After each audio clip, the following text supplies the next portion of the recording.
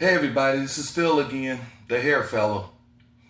And this is part two of what you need to look for when you get ready to go and lease a space. Okay? Um, like I said before, remember, you have all the power because you have something special that they want, and that's your money. And that gives you the ability to be able to negotiate. Okay?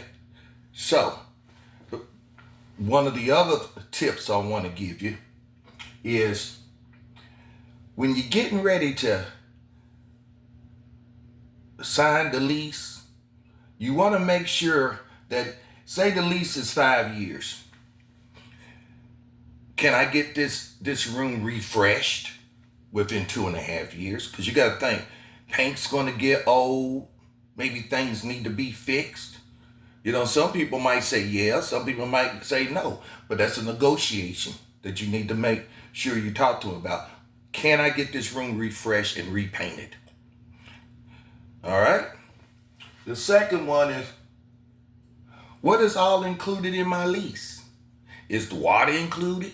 Is electricity included? Make sure you find out everything that's included in your lease. Third thing is, what is the penalty if I break my lease? Say you sign a 3-year lease, emergency happens. A family member you got to go take care of, and you can't run your business no more. What's the penalty that you're going to give me for breaking that lease? Another one, when will my rent be increased? Will you give me a notification on when my rent's going to be raised? Because I might go, I can't afford it. I might need to go and find me another place to lease. If you're going to raise it very high, or 5% or 10%, when will I know that? So that's a good question to ask. Another one is, this is a good one. The limitations on the time I can work in my salon. Now, I worked in a salon one time and they had computer timers on the doors that they programmed to open up at 8 o'clock and they close at a certain time. Okay, you might have an emergency. I had a case where I was doing a wedding. I had to be there at 5:30 in the morning. Couldn't get in the building. And I didn't think of it when I made the appointment. So find out, is it 24-hour access? Is it a certain time that the building is open? Is a certain time the building is closed? This is another good one. Do you have a washer and dryer? I've worked in places that didn't have a washer and dryer. You had to take your stuff home.